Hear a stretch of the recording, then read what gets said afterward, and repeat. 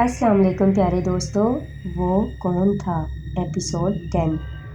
Manager خاموشی سے چلا گیا تو میں نے ان فائلوں میں اپنے دستخط شدہ کاغذات کا دوبارہ جائزہ لینا شروع کیا۔ پھر اس وقت میرے دل کی دھڑکنیں غیر متوازن ہونے لگی جب میں نے 3 صفحات پر مشتمل ایک دستاویز کو پوری تفصیل سے پڑھا۔ اس کے علاوہ اور بھی ایسی شرطیں تھیں جنہیں پڑھ کر میرا ذہن چکرا کر رہ گیا۔ اگر جوگیا نے بروقت مجھے حالات سے خبردار نہ کیا ہوتا تو میری بربادی میں کوئی کسر باقی نہیں رہ گئی تھی۔ جوگیا نے کہا تھا کہ میرا مینیجر جو رمیش کی قوتوں کے تابع تھا ممکن ہے فائلوں کے سلسلے میں مجھ سے الجھنے کی کوشش کرے، لیکن ایسی کوئی صورت پیش نہیں آئی۔ ممکن ہے میں نے اسے ٹالنے کی خاطر جو بہانہ تراشا تھا اس سے وہ دھوکہ کھا گیا ہو۔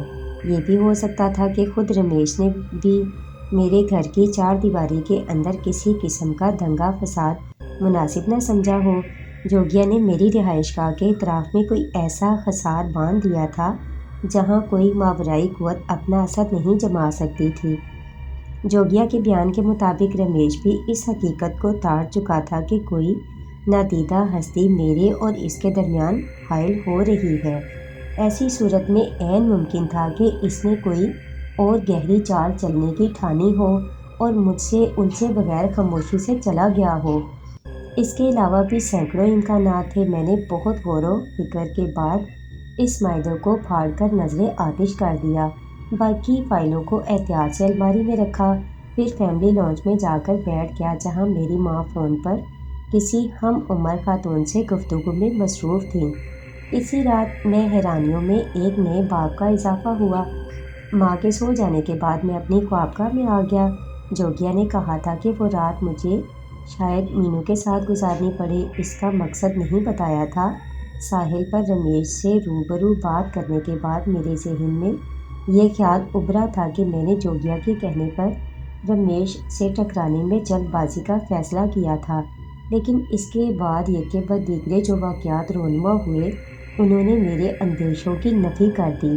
جوگیا نے میری ماں کو جو تحفظ فراہم کیا تھا، جس انداز میں اس نے بیگم نفیس سے فون کروا کر ماں کو گھر سے باہر جانے سے باز رکھا تھا اور بروقت فون کر کے مجھے جس تباہی سے بچایا تھا اسے میں فراموش نہیں کر سکتا تھا۔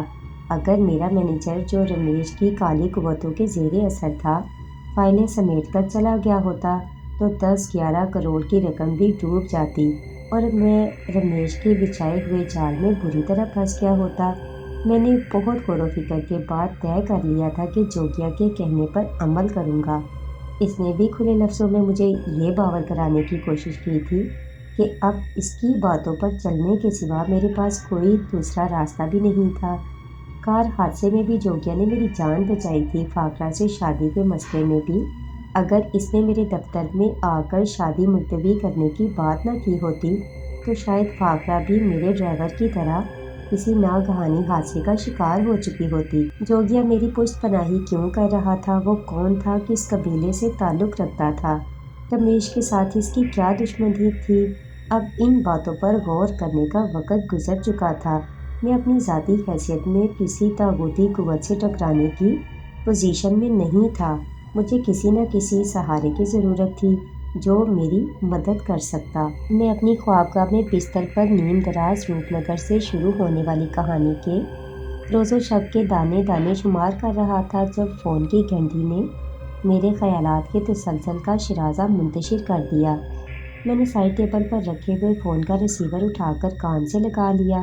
میری نظریں دیوار گیر کلاک کی جانب اٹھی۔ اس وقت رات کے 11:15 کا عمل تھا۔ ہیلو، میں نے ماؤتھ پیس میں کہا۔ دانش کبیر اسپیکنگ۔ میں مینو بول رہی ہوں۔ دوسری جانب سے مینو کی آواز سن کر میں چونکا۔ مجھے جوگیا کی بات یاد آ گئی۔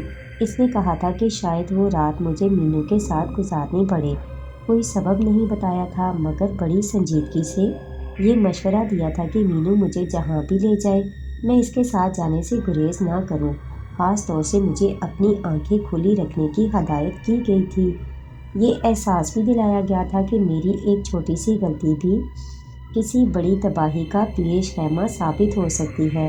اس بات کی پیشگوئی بھی کی گئی تھی کہ ہو سکتا ہے مجھے کسی کڑی آزمائش سے گزرنا پڑے، کچھ تکلیفیں برداشت کرنی پڑیں۔ مجھے مشکل حالات میں ثابت قدم رہنے اور برداشت کرنے کا مشورہ دیا گیا تھا۔ کیسی ہو؟ میں نے خود کو سنبھال کر بے تکلفی کا اظہار کیا۔ اتنی رات کے فون کرنے کا خیال کیسے آ گیا؟ ممی کی طبیعت آج شام سے ٹھیک نہیں تھی، اس لیے وہ خواب آور گولیاں کھا کر ڈاکٹر کی ہدایت کے مطابق مکمل آرام کر رہی ہیں۔ خطرے کی کوئی بات نہیں ہے، لیکن نہ جانے کیوں اپارٹمنٹ کا سناٹا میری تنہائی کو ڈس رہا ہے۔ ایک عجیب سی گھبراہٹ طاری ہو رہی تھی، اس لیے میں نے آپ کو فون کر لیا۔ برا تو نہیں کیا؟ تم شاید بھول رہی ہو کہ دفتری اوقات کے بعد ہم ایک دوسرے سے گہری دوستی کا رشتہ قائم کر چکے ہیں، میں نے جواب دیا۔ تمہاری طبیعت گھبرا رہی ہے تو میں تمہارے پاس آ جاتا ہوں، کیا خیال ہے؟ نہیں، اس نے تیزی سے کہا، آپ یہاں آنے کی زحمت نہ کریں۔ لیکن وہ کچھ کہتے کہتے رک گئی۔ کیا بات ہے، تم خاموش کیوں ہو گئی؟ میں نے سنجیدگی سے دریافت کیا۔ میرا دل چاہ رہا ہے کہ اس وقت اپارٹمنٹ کی گھٹن سے نکل کر کھلی فضا میں سانس لوں، لیکن پھر وہی لیکن، میں نے اس کی بات کاٹ کر کہا، جہاں بے تکلفی اور اپنائیت ہو وہاں تکلف سے کام نہیں لیا جاتا۔ میں تمہاری طرف آ جاتا ہوں۔ اس وقت میری طبیعت بھی باہر نکلنے کو چاہ رہی تھی۔ تم ساتھ ہوگی تو دل بہل جائے گا، آپ کو بلا وجہ کی سہمت ہوگی، اس نے ہچکچا کر جواب دیا۔ میں تیار ہو کر 10 منٹ میں گھر سے نکلتا ہوں، تم اپارٹمنٹ سے نکل کر چرچ کی طرف جانے والی روڈ پر چہل قدمی کرو، میں بمشکل آدھے گھنٹے کے اندر اندر تمہیں پک کر لوں گا۔ میں نے اپنا جملہ مکمل کر کے ریسیور واپس کریڈل پر رکھ دیا، تیزی سے اٹھ کر لباس تبدیل کیا اور گاڑی لے کر خاموشی سے نکل پڑا۔ گیٹ پر موجود چوکیدار کو میں نے سختی سے ہدایت کر دی تھی کہ وہ میرے سلسلے میں اپنی زبان بند رکھے۔ اگر ماں کی آنکھ کھل جائے اور وہ میرے بارے میں دریافت کرے تو یہی بتایا جائے کہ میں کچھ دیر پہلے ایک ضروری دوا لینے کی خاطر نکلا ہوں۔ کوٹھی سے نکل کر میں نے کار کی رفتار تیز کر دی۔ میرے ذہن میں کئی خیال ابھر رہے تھے۔ مجھے یقین تھا کہ اس وقت مینو کے فون کی آڑ میں بھی جوگیا کا ہاتھ شامل ہوگا۔ میں اختصار سے کام لوں گا۔ میرا اندازہ غلط ثابت نہیں ہوا۔ مینو کو چرچ روڈ سے پک کرنے کے بعد میں نے ساحل کی طرف جانے والی روڈ کا رخ کیا۔ کچھ دیر ہمارے درمیان بے تکلفی سی باتیں ہوتی رہیں، پھر اچانک اس نے چونک کر پوچھا، تم مجھے کہاں لے جا رہے ہو؟ ساحل کی جانب۔ وہاں کا ماحول ہم دونوں کے لیے اس وقت بڑا سکون بخش ثابت ہوگا۔ نہیں، اس بار مینو نے جوگیا کے مخصوص کوڈ کا حوالہ دیتے ہوئے بڑی سنجیدگی سے کہا، میرے پاس وقت کم ہے، میں تمہیں آج ایک حیرت انگیز تماشا دکھانا چاہتی ہوں۔ تماشا؟ میں سنبھل کر بولا، میں تمہاری بات کا مقصد نہیں سمجھا۔ گاڑی کا رخ شہری آبادی سے دور قدیم قبرستان کی طرف موڑ دو۔ میں قبرستان کے نام پر کسمسا کر رہ گیا، لیکن میں نے مزید کوئی سوال کرنے کی بجائے اس کی ہدایت پر عمل کرتے ہوئے اگلے راؤنڈ اباؤٹ سے گاڑی کا رخ قدیم قبرستان جانے والی روڈ کی جانب موڑ دیا۔ مینو نے اپنی زبان بند کر لی تھی۔ میں نے نظریں گھما کر اس کی طرف دیکھا، وہ کسی گہری سوچ میں ڈوبی تھی۔ خود میری کیفیت بھی اس سے مختلف نہیں تھی۔ میں سمجھ رہا تھا کہ اس وقت اس کا دل و دماغ جوگیا کی ماورائی قوتوں کے زیر اثر تھا، لیکن وہ مجھے پرانے قبرستان کیوں لے جانا چاہتی تھی؟ یہ سوال میرے ذہن میں بھی صدائے بازگشت بن کر گونج رہا تھا۔ میری نظر گھڑی پر پڑی۔ اس وقت رات کے 12:20 کا اعلان کر رہی تھی۔ جب میں نے اپنی گاڑی مینو کے کہنے پر قبرستان سے ایک فرلانگ دور روک کر ایک طرف کھڑی کر دی، میں مینو کے ساتھ گاڑی سے باہر آیا۔ چاروں طرف گپت اندھیرے اور سناٹے کا راج تھا۔ مینو گاڑی سے اترنے کے بعد اس طرح چاروں طرف نظریں دوڑا رہی تھی جیسے وہ یا تو صحیح سمت کا اندازہ لگانے کی کوشش کر رہی تھی یا پھر قرب و جوار کا جائزہ لے رہی تھی۔ ہم اتنی رات گئے پرانے قبرستان میں اس وقت تمہارے غیر ضروری سوالات کا جواب نہیں دے سکتی، اس نے میرا جملہ کاٹتے ہوئے کہا۔ جو کچھ ہو رہا ہے یا ہونے والا ہے، اسے خاموشی سے دیکھتے رہو۔ میں 3 کشتیوں میں سوار ہوں، اگر میری توجہ کسی ایک طرف ہو گئی تو دوسری طرف سے کوئی خطرہ بھی پیش آ سکتا ہے۔ میں نے جواب دینے کی بجائے خاموشی اختیار کر لی۔ مینو کے دل و دماغ پر اس وقت جوگیا کا قبضہ تھا، ورنہ وہ ایک عورت ہو کر اس ہولناک ماحول میں اس قدر بے جرگی سے بات کرنے کی جرات کبھی نہ کرتی۔ پرانے قبرستان میں داخل ہونے کے بعد میں پوری طرح محتاط ہو گیا۔ اس گنجان قبرستان میں جہاں حکومت کی طرف سے ممانعت عائد کرنے کے باوجود چوری چھپے تدفین کا غیر قانونی سلسلہ جاری تھا، کہیں پاؤں دھرنے کی بھی جگہ نہیں تھی، لیکن مینو اس طرح قدم اٹھاتی، قبروں کو پھلانگتی، خاردار جھاڑیوں اور نشیب و فراز سے بچتی بچاتی قدم اٹھا رہی تھی، جیسے وہاں کے ایک ایک چپے سے واقف ہو۔ اس کی بجائے میں طریقی میں کئی بار ٹھوکر کھا کر گرتے گرتے بچا۔ نہ ہموار راستوں، اونچی نیچی، پختہ ٹوٹی پھوٹی اور زمین میں دھسی ہوئی قبروں کو پھلانگتے ہم تقریباً 15 منٹ تک آگے بڑھتے رہے۔ پھر مینو ایک جگہ پہنچ کر رک گئی اور نیچے جھک کر اس قبر کو دیکھنے لگی جو زمین کے اندر بیٹھ چکی تھی۔ میرے دل کی دھڑکنیں ہر لمحہ تیز سے تیز تر ہوتی جا رہی تھی۔ رات کے سناٹے اور قبرستان کے ڈراؤنے ماحول میں آوارہ کتوں کے بھونکنے کی آواز بھی عجیب پراسرار محسوس ہو رہی تھی۔ میری نظریں مینو پر جمی تھی۔ ایک لمحہ تک وہ اندر دھسی ہوئی قبر کا جائزہ لیتی رہی، پھر اچانک اس نے گھٹنوں کے بل زمین پر بیٹھ کر اس قبر کو کھودنا شروع کر دیا۔ اس کے دونوں ہاتھ بڑے مشتاق انداز میں چل رہے تھے۔ ایک کمزور لڑکی کا وہ جرأت انگیز قدم میرے لیے حیرت انگیز تھا۔ پھر کسی خیال کے تحت میری نظر اس کے ہاتھوں پر پڑی تو مجھے جھرجھری آ گئی۔ خوف کے احساس سے میرے بدن کے تمام رونگٹے کھڑے ہو گئے، رگوں میں گردش کرتے لہو کی رفتار اور تیز ہو گئی۔ میں پھٹی پھٹی خوفزدہ نظروں سے مینو کے دونوں ہاتھ دیکھ رہا تھا، جو کدال زمین کھودنے کا ایک نوکدار آہنی اوزار کی شکل اختیار کر چکے تھے۔ میں نے اپنے ہونٹ سختی سے دانتوں تلے دبا لیے تو شاید اپنے حلق سے ابھرنے والی چیخ کی آواز پر قابو نہ پا سکا۔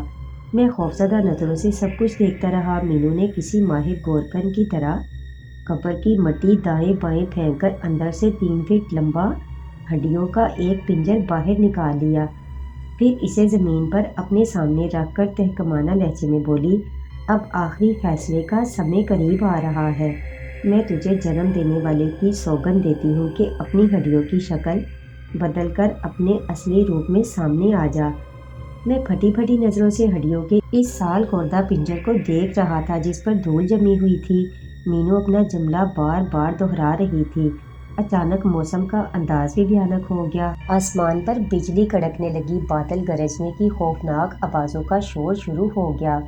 پرسکون فضا میں تیز ہوائیں چلنے لگیں۔ میرے دل کی دھڑکنیں اور خون کی گردش اور تیز ہو گئی۔ وہ طلسمی ماحول میرے لیے دنیا کے 7 عجوبوں سے زیادہ اہمیت حاصل کر گیا۔ میں نے سوچا کہ مینو کا ہاتھ تھام کر اسے گھسیٹتا ہوا اس ہولناک ماحول سے دور نکل جاؤں، لیکن اپنے ارادے کی تکمیل کی جرأت نہ کر سکا۔ کسی نادیدہ طاقت نے میرے قدموں کو زمین سے جکڑ دیا تھا۔ میں مینو کو کسی خطرے کا احساس دلانا چاہتا تھا، لیکن میری قوت مجھ سے چھین لی گئی تھی۔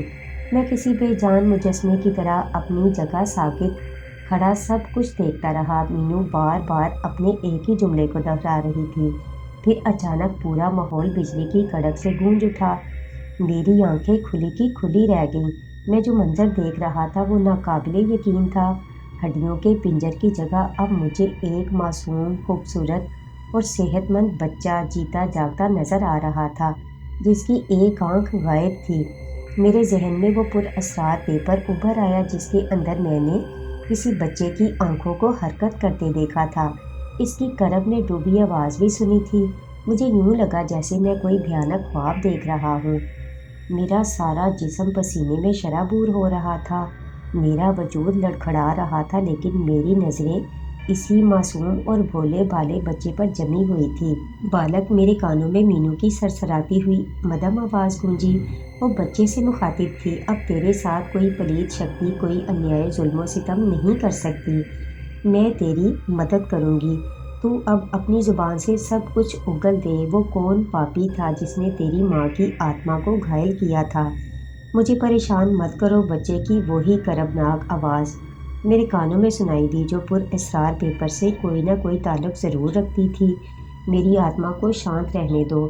جو بیت گیا اسے کریدنے سے کیا ہوگا؟ ہو سکے تو میرے اوپر ایک دیا کرو، میری ماں کو مجھ سے ملا دو۔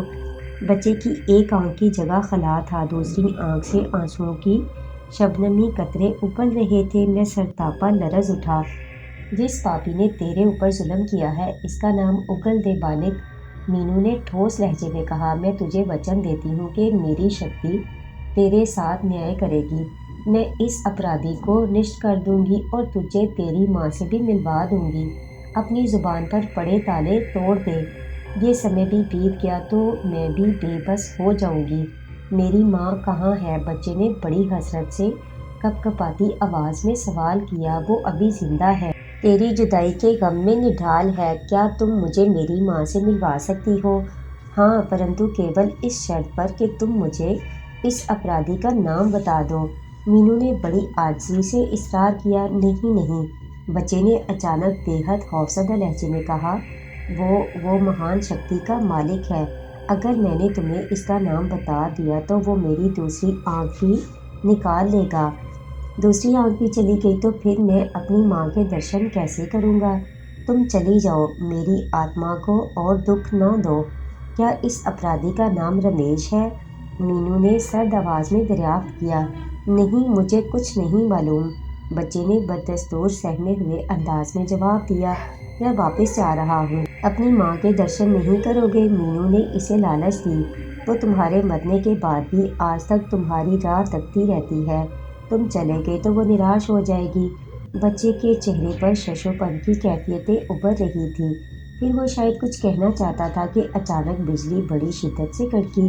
اس کے ساتھ ہی ایک قریبی قبر سے آگ کے بھیانک شعلے بھڑک کر دھوئیں کے سیاہ بادلوں کے ساتھ مرغولے کی صورت میں آسمان کی طرف بلند ہونے لگے۔ میرے علاوہ مینو کی نظریں بھی ایک لمحے کو ان شعلوں کی طرف اٹھیں اور اسی لمحے بچے کا وجود ہم دونوں کی نظروں سے اوجھل ہو گیا۔ ہڈیوں کا پنجر بھی نظر نہیں آ رہا تھا۔ زمین کا وہ حصہ جسے مینو کے روپ میں جوگیا کی پراسرار قوتوں نے کھودا تھا دوبارہ اپنی پرانی شکل میں نظر آ رہا تھا۔ میں نے مینو کے ہاتھوں پر نظر ڈالی تو وہ بھی اپنی اصلی حالت میں آ چکے تھے۔ میں نے اس سے صورتحالات کے بارے میں دریافت کرنا چاہا، لیکن اس نے جلدی سے میرا ہاتھ تھام کر سنجیدگی سے کہا، آؤ اب واپس چلتے ہیں۔ لیکن وہ بچہ میں اپنا جملہ مکمل نہ کر سکا، ہکلا کر رہ گیا۔ اپنی زبان بند رکھو، وہ جھلا کر بولی۔ میں نے تمہیں کہا بھی تھا کہ صرف اپنی عقل اور آنکھیں کھلی رکھنا، ورنہ سارا کھیل چوپٹ ہو جائے گا۔ میں موقع کی نزاکت بھانپ کر اندر ہی اندر دل ملا کر رہ گیا۔ قبرستان سے مینو کے اپارٹمنٹ تک واپسی کے دوران ہمارے درمیان مکمل خاموشی طاری رہی۔ میں مینو کو اتار کر اپنے گھر آیا تو صبح کے 2:45 بج رہے تھے۔ میرا ذہن بری طرح چکرا رہا تھا۔ نیند کا غلبہ اتنا شدید تھا کہ میں لباس تبدیل کیے بغیر ہی اپنے بستر پر ڈھیر ہو گیا۔ پھر مجھے کسی بات کا ہوش نہیں رہا۔ صبح کے 7 بجے تھے جب میں ہڑبڑا کر اٹھ بیٹھا۔ ایسا لگا تھا جیسے کسی نے مجھے کچی نیند میں زبردستی جھنجھوڑ کر جگا دیا ہو۔ میں نے آنکھیں ملتے ہوئے دیکھا تو جوگیا میرے سامنے بیٹھا کسی گہری سوچ میں ڈوبا ہوا تھا۔ میں نے اسے اپنی خوابگاہ میں اتنی صبح اچانک دیکھ کر حیرت کا اظہار کیا۔ میرے ذہن میں گزشتہ رات قدیم قبرستان میں پیش آنے والے واقعات چکرانے لگے۔ پہلے اٹھ کر لباس تبدیل کر لو، منہ ہاتھ دھو کر تازہ دم ہو جاؤ، اس نے سنجیدگی سے کہا۔ میں اٹھ کر واش روم میں چلا گیا۔ میں نے منہ ہاتھ دھونے اور لباس تبدیل کرنے میں خاصی عجلت سے کام لیا۔ مجھے جوگیا سے بہت ساری باتوں کی وضاحتیں طلب کرنی تھی۔ وہ بچہ کون تھا جس نے ہڈیوں کے پنجر سے ایک جیتے جاگتے نونہال کی شکل اختیار کر لی تھی؟ وہ جس ماں کو یاد کر رہا تھا وہ کہاں اور کن حالات سے دوچار تھی؟ کیا اس بچے کا تعلق اسی بد نصیب عورت سے تھا جسے میں نے خواب کی حالت میں 2 پجاریوں کے زیر عتاب دیکھا تھا؟ میری نظروں کے سامنے ہی اسے زندہ جلانے کی کوشش کی گئی تھی، لیکن مینو نے کہا تھا کہ وہ ابھی تک زندہ ہے اور بچے کی راہ تک رہی ہے۔ بچے سے جس شخصیت کا نام پوچھا جا رہا تھا، کیا وہ رمیش ہی تھا؟ اگر ایسا ہی تھا تو کیا جوگیا کو اس بات کا یقین نہیں تھا؟ کیا وہ اپنی ماورائی طاقتوں سے اصلیت معلوم کرنے سے قاصد تھا؟ بچے نے سہمے ہوئے خوفزدہ انداز میں اس شخص کا نام بتانے سے انکار کیوں کیا تھا؟ وہ کون سنگدل ظالم تھا جس نے معصوم بچے کو اس کی ایک آنکھ سے محروم کر دیا تھا۔ اس وحشیانہ حرکت کی پشت پر کیا مصلحت کار فرما تھی؟ کیا جو پیپر میرے ہاتھ آ کر نکل گیا اس میں اسی بچے کی ایک آنکھ موجود تھی؟ جس دستاویز پر میں نے دستخط کر دیے تھے اس میں نریش چندر کی ذات کو کس حد تک دخل حاصل تھا؟ کیا وہ اس دستاویز سے واقف تھا؟ اس کو تیار کرنے میں اس کی مرضی شامل تھی یا اسے زبردستی کسی مقصد کے تک پھانسا جا رہا تھا؟ سب سے اہم بات خود جوگیا سے متعلق تھی۔ اگر وہ دل کے نہاں خانوں میں جھانکنے کی صلاحیت رکھتا تھا، اگر اس کی پراسرار قوتوں میں اتنا اثر تھا کہ وہ مجھے اور میری ماں کی زندگی کو رمیش کی چہرہ دستیوں سے تحفظ فراہم کر سکتا تھا، گزرے ہوئے اور آنے والے کل کے بارے میں پیش گوئی کر سکتا تھا، تو کیا وہ اس حقیقت سے ناواقف رہا ہوگا کہ اس بچے کی ماں کی زندگی کس نے برباد کی تھی؟ اس پر کس جرم کی پاداش میں ظلم توڑا جا رہا تھا؟ اچانک بھڑکنے والے ان شعلوں کا کیا راز تھا جنہوں نے میری اور مینو کی توجہ ایک لمحے کو مبذول کر دی تھی، اور اسی ایک پل میں سب کچھ اپنی سابقہ حالت میں تبدیل ہو گیا تھا؟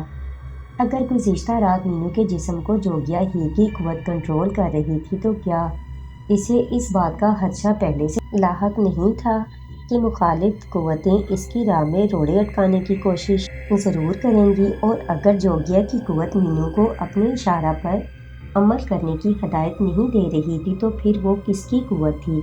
میں واش روم سے باہر آیا تو میرے ذہن میں بے شمار سوالات کلبلا رہے تھے۔ جوگیا بدستور اپنے خیالوں میں گم تھا۔ اس کی آنکھوں کو دیکھ کر ایسا ہی لگ رہا تھا جیسے وہ کسی شے کو تلاش کرنے کی خاطر دور دراز کے علاقوں کو کھنگال رہی ہوں۔ میری آہٹ پا کر اس نے میری طرف سپاٹ نظروں سے دیکھا، سنجیدگی سے بولا، میں نے تم سے کہا تھا کہ آنکھیں کھلی رکھنا اور بدھی سے کام لینا، پرنتو تم گھوڑے بیچ کر سو رہے تھے۔ میں سمجھا نہیں، میں نے پلکیں جھپکاتے ہوئے کہا۔ میں نے تمہارے چوکیدار کے ذہن کو واش کر دیا ہے، اس نے ہونٹ چباتے ہوئے جواب دیا۔ اب تم اس سے پوچھو گے تو اسے بھی یہ بات یاد نہیں آئے گی کہ تم کہیں باہر گئے تھے۔ وہ پولیس کے سوالات سے بوکھلانے کی حماقت نہیں کر سکے گا۔ پولیس؟ میں چونکا۔ ہاں، کچھ دیر میں پولیس کا عملہ یہاں پہنچنے والا ہے، اس نے بدستور سپاٹ لہجے میں کہا۔ کل رات تمہارے مینیجر رضا کو رمیش کی پلید قوتوں نے ہمیشہ کی نیند سلا دیا ہے۔ پوسٹ مارٹم کی رپورٹ کے مطابق اس کی موت حرکت قلب بند ہو جانے کے کارن ہوئی ہے، پرنتو اس کی دھرم پتنی بار بار یہ بیان دے رہی ہے کہ مرنے سے پہلے اس کا پتی بالکل ٹھیک ٹھاک تھا۔ وہ دونوں بستر پر لیٹے باتیں کر رہے تھے جب اس کے پتی نے اچانک حلق سے خرخراہٹ کی آواز نکالنی شروع کر دی۔ ہنستے بولتے اچانک اس نے دونوں ہاتھ چلانے شروع کر دیے تھے۔ اس کے چہرے پر موت کی سیاہی پھیل رہی تھی۔ وہ اس طرح ہاتھ پاؤں چلا رہا تھا جیسے کوئی اس کا گلا گھونٹ رہا ہو۔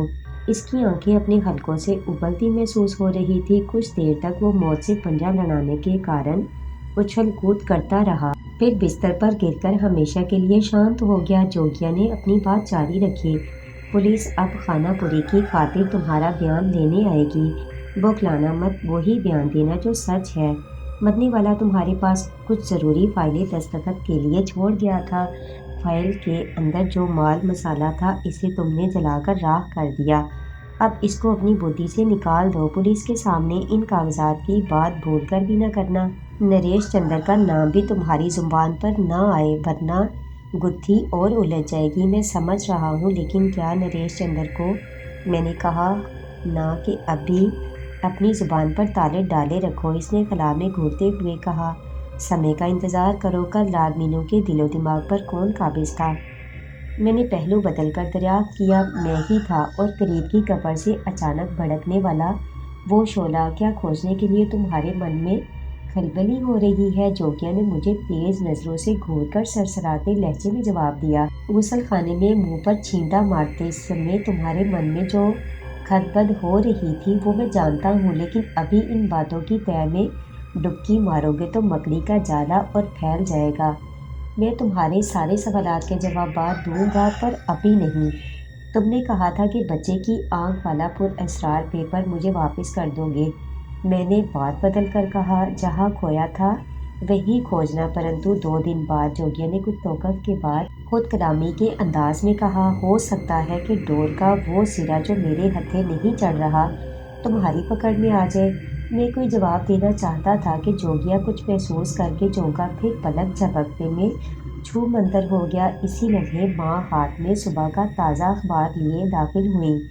मैं इनके चेहरे पर बेचैनी और उलझन के तासुरात देखते ही भाप गया कि वो मैनेजर की मौत की खबर इसकी तफसील पढ़कर मुस्तरब हो रही है। जोगिया ना आता, मुझे हालात से बाखबर ना करता, तो शायद अखबार में मैनेजर से मुतल्लिक मौत की खबर, इसकी तस्वीर और तफसील पढ़ने के बाद मेरी भी वही कैफियत होती। कुछ खबर है तुम्हें? माँ ने करीब आकर अखबार मेरे सामने रखते हुए परेशान कुन लहजे में कहा। हमारा मैनेजर रज़ा कल रात अल्लाह को प्यारा हो गया, लेकिन इसकी बीवी जो बयान दे रही है वो समझ में नहीं आता। माँ ने अपनी बात जारी रखते हुए हमदर्दी का इजहार किया। शायद बेवकी के अचानक सदमे ने इसके दिलो दिमाग को बुरी तरह मुतासिर किया है। मैंने अखबार उठाकर एक सरसरी नज़र डाली। खबर की तफसील के साथ मरने वाले की आखिरी तस्वीर भी शाया की गई थी। मैंने माँ की हालत के पेश नज़र एक सर्द आ भर कर कहा, खुदा रहमत करे मरने वाले को। बड़ा खामोश, तबाह, मेहनतकश और दयानतदार कारकुन था हमारे इदारे का। मैंने माँ के अंदरूनी करब को महसूस करते हुए कहा, आप फिक्र न करें, मैं इसकी बेवा और घरेलू अखराजात का पूरा ख्याल रखूँगा। माहाना वजीफ़ा मुकर्रर करने के अलावा इसकी दीगर ज़रूरियात को फर्म के अकाउंट से पूरा किया जाएगा। मैं माँ को तसल्ली देता रहा। शायद मेरे मैनेजर की मौत की खबर पढ़कर इनके ज़ख्मों पर जमी खरनट को ठेस पहुंची थी। मैं माँ के साथ नाश्ता करने में मसरूफ़ था जब इलाके का एसपी एक इंस्पेक्टर और 2 कांस्टेबलों के हमरा कागजात की खाना पूरी करने आ गया। एसपी मेरा वाकिफ़कार था, इसलिए इसने ज़्यादा छानबीन नहीं की। रस्मी कागजी कार्रवाई के बाद इसने उठते हुए कहा, एक बात मेरे जहन को न जाने क्यों उलझा रही है। जब पोस्टमार्टम और पुलिस सर्जन की रिपोर्ट से ये बात वाज़ह है कि मौत हरकत कलब बंद होने से वाक़या हुई है, तो मरहूम की बेवा बार बार पुलिस को पुरअसरार टाइप के बयानात देने पर क्यों मसर है? वो हमें क्या बावर कराना चाहती है? हो सकता है कि हरकत कलब बंद होने से बेशतर मरने वाले पर जो सकराती कैफियत तारी हुई, इसने बेवा के जहन को शदीद तौर पर मुतासिर किया हो। मैंने सरसरी अंदाज में कहा, बरसों की रफ़ाकत के बाद अचानक जुदाई का सदमा जहन को अक्सर इतनी शिद्दत से मुतासिर करता है, इंसान बहकी बातें शुरू कर देता है। ख़ास तौर पर एक औरत के लिए शोहर की मौत का गम बर्दाश्त करना आसान नहीं होता। क्या आप कभी मरहूम की बेवा से मिल चुके हैं? जी नहीं। मरने वाले के बारे में आपकी ज़ाती राय क्या है? वो किसी उलझन या परेशानी का शिकार तो नहीं था? मेरी मालूमात के मुताबिक बज़ाहिर रज़ा साहब न सिर्फ ये कि बेहद दयानतदार, काबिल एतमाद और अपने काम से काम रखने के आदी थे, बल्कि नहायत कनात पसंद और खुश मिजाज तबीयत के मालिक थे। इनकी तनख्वाह भी माकूल थी। इन्होंने फर्म से कभी अपने किसी ज़रूरत के पेश नज़र कोई एडवांस वगैरह लेने की ज़रूरत भी महसूस नहीं की। आपकी मरने वाले से आखिरी मुलाकात कब हुई थी? एसपी ने बाहर पहुंचकर अपनी कार के करीब रुककर दरियाफ्त किया। कल ही की बात है, जब वो हस्बे मामूल 2-3 ज़रूरी फाइलें मेरे दस्तखत की गरज से लाए थे। मैंने मज़ीद वजाहत करते हुए कहा, इस वक्त भी वो बेहद मुतमईन नज़र आ रहे थे। आपकी वालदा के मिजाज अब कैसे हैं? खुदा का शुक्र है कि वो सेहतमंद है, वैसे इलाज चल रहा है। आपकी कार को पेश आने वाले हादसात का क्या बना? एसपी ने अचानक मौजू बदल कर पूछा। इलाका पुलिस अभी तक छानबीन कर रही है। मैंने लापरवाही का मुजाहरा किया। मेरे लायक कोई खिदमत? मैंने मुस्कुराकर रस्मी अंदाज अख्तियार किया। अगर कभी ज़रूरत महसूस हुई तो जहमत देने से गुरेज नहीं करूँगा। मैं भी जवाब में मुस्कुरा दिया। पुलिस पार्टी खाना पूरी करने के बाद चली गई तो मैं अंदर आ गया, जहाँ माँ के चेहरे पर अभी तक जख्मों को ठेस लगने वाली करक की कैफियत तारी थी। मैंने इनकी तवज्जो हटाने की खातिर 2-4 रस्मी बातों के बाद फाखरा से शादी का मसला छेड़ दिया तो इनकी तबीयत रफ्ता रफ्ता मामूल पर आने लगी। 1 हफ्ता बीत गया। मैंने दफ्तर जाना शुरू कर दिया। कारोबार की देखभाल भी ज़रूरी थी। जोगिया के कहने के मुताबिक 2 रोज़ बाद ही वो पुरअसरार पेपर मुझे कपड़ों की अलमारी में इसी जगह रखा मिल गया जहाँ से गायब हुआ था। मैं महसूस कर रहा था कि इस पेपर से इस बच्चे का कोई ना कोई ताल्लुक ज़रूर है। جسے قدیم قبرستان کی ایک قبر سے پنجر کی شکل میں نکالا گیا تھا۔ جوگیا نے مینو کی صورت میں بچے سے اس شخص کا نام معلوم کرنے کی بار بار کوشش کی تھی جس نے اس کی ماں کی زندگی کو کوئی روگ لگا دیا تھا۔ بچے کے چہرے پر منڈلانے والے خوفزدہ تاثرات اس بات کی غمازی کر رہے تھے کہ مرنے کے بعد بھی وہ کسی ڈر سے اس ظالم کا نام زبان تک لانے سے گریز کر رہا تھا۔ جوگیا نے دوسری قبر سے اچانک بلند ہونے والے خطرناک شعلوں کے سلسلے میں بھی خاموشی اختیار کر رکھی تھی۔ کچھ مصلحتیں اس کے پیش نظر ہوں گی جس کی بنا پر وہ کھل کر اس راز سے پردہ نہیں اٹھانا چاہتا تھا، لیکن میرا دل گواہی دے رہا تھا کہ ان شعلوں کی پشت پر رمیش کا ہاتھ کہیں نہ کہیں کسی طور ضرور شامل ہوگا۔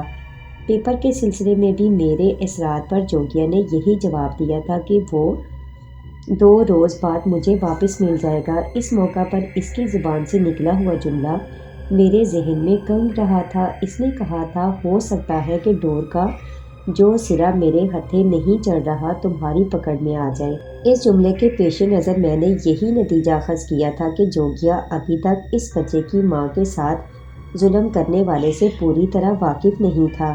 شاید یہی وجہ تھی جو وہ لیت و لال سے کام لے رہا تھا، ورنہ میرے اندازے کے مطابق وہ رمیش کے مقابلے میں زیادہ پر اسرار قوتوں کا مالک تھا، مگر کوئی نہ کوئی وجہ ضرور تھی جو ابھی تک وہ کھل کر اس کے سامنے مقابلے پر آمادہ نہیں ہوا تھا۔ وہ وجہ کیا تھی؟ میں اس گتھی کو سلجھانے کی کوشش کر رہا تھا۔ جوگیا نے ماں کے باہر نہ نکلنے کی جو شرط عائد کی تھی، اس کا وقت پورا ہونے میں صرف 1 دن باقی رہ گیا تھا۔ میں اس طرف سے مطمئن تھا کہ ماں نے جہاں 10 روز تک میرے جھوٹ کے مطابق کسی ڈاکٹر کے کہنے پر عمل کیا تھا، وہاں 1 روز اور اس کی ہدایت کا خیال رکھیں گی۔ میرے ذہن میں رمیش کی طرف سے البتہ بے شمار خطرات منڈلا رہے تھے۔ اس کی خاموشی بلا سبب نہیں ہو سکتی تھی۔ اس نے مجھے 2 روز کا موقع دیا تھا، لیکن مقررہ مدت گزرنے کے 5 روز بعد بھی اس نے دوبارہ روبرو آنے کی کوشش نہیں کی تھی۔ جوگیا نے دبی زبان میں اس خدشے کا اظہار کیا تھا کہ رمیش کی گندی قوتوں کے موکلوں نے اسے اس بات سے ضرور آگاہ کر دیا ہوگا کہ کوئی دوسری قوت میری اور میری ماں کی پشت پناہی بھی کر رہی ہے۔ جوگیا کے کہنے کے مطابق اگر اسے علم نہ ہوا ہوتا تو میرے آفس مینیجر کی بجائے وہ خود اس فائل پر دستخط کرانے کی خاطر میرے سامنے آتا، جو میری تباہی کا سبب ثابت ہو سکتی تھی۔ کار کے حادثے میں میرا ڈرائیور مفت میں مارا گیا تھا۔ رمیش نے وہ گندا عمل صرف مجھے مارنے کی خاطر کیا تھا۔ شاید اس وقت اس نے یہی مناسب سمجھا تھا کہ میرے کانٹے کو ہمیشہ کے لیے اپنے راستے سے ہٹا دے۔ جوگیا نے بروقت میری مدد نہ کی ہوتی تو میں ہسپتال کی بجائے قبرستان پہنچ گیا ہوتا، لیکن زرگام، گلزار خان اور مینیجر رضا کی موت سے صاف ظاہر تھا کہ رمیش ہر اس گواہ کو ختم کرنے کی ٹھان چکا تھا جو اس کے خلاف زبان کھولنے کی کوشش کر سکتا تھا۔ وہ اپنے پیچھے کوئی ثبوت نہیں چھوڑنا چاہتا تھا۔ 1 ہفتے تک رمیش کی خاموشی بھی میرے لیے تشویش کا سبب ثابت ہوتی رہی۔ اسے اگر جوگیا یا کسی ایسی طاقت کا علم ہو چکا تھا جو اس کے راستے میں حائل ہو رہی تھی، تو پھر اس نے سامنے نہ آ کر یقیناً دانش مندی کا ثبوت دیا تھا۔ حالات کے پیش نظر وہ کوئی اوچھا وار نہیں کرنا چاہتا ہوگا۔ اس کی ناپاک قوتوں کے موکل یقیناً دوسری طاقت کو بے نقاب کرنے کی خاطر دن رات کونا کونا جانگتے پھر رہے ہوں گے۔ وہ ایک ایک کر کے اپنی تمام صلاحیتوں کو بروئے کار لا رہا ہوگا، کسی پناہ گاہ میں اطمینان سے بیٹھا منصوبے بنا رہا ہوگا۔ اس کی جگہ میں ہوتا تو شاید میں بھی کسی جلد بازی کا مظاہرہ نہ کرتا۔ ایک عام مجرم بھی کوئی خطرہ بھانپ لینے کے بعد چوکنا ہو جاتا ہے۔